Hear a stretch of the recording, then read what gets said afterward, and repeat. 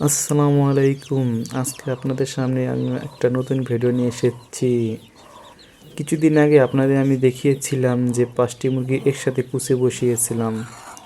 তো সেই ডিমগুলো চেক করতে গিয়েছিলাম আজকে। প্রথম মুরগিটির পরে দ্বিতীয় মুরগিটি জাগিয়ে দেখি যে একটা কালো ফুটফুটে সুন্দর বাচ্চা ফুটেছে।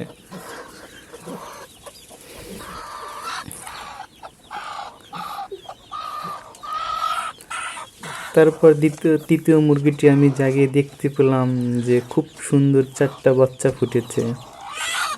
মাশাল্লাহ, মাশাল্লাহ। ইনশাল্লাহ বাকি ডিমগুলো ফুটবে, আপনারা দেখতে থাকুন।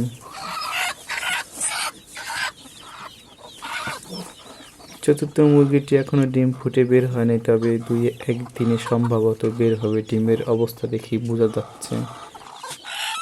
পঞ্চম মুরগিটি জাগিয়ে দেখি যে এখনো ডিম ফোটেনি, কারণ আমি এই 4টা মুরগির অনেক পরে পঞ্চম মুরগিটি দিয়েছিলাম।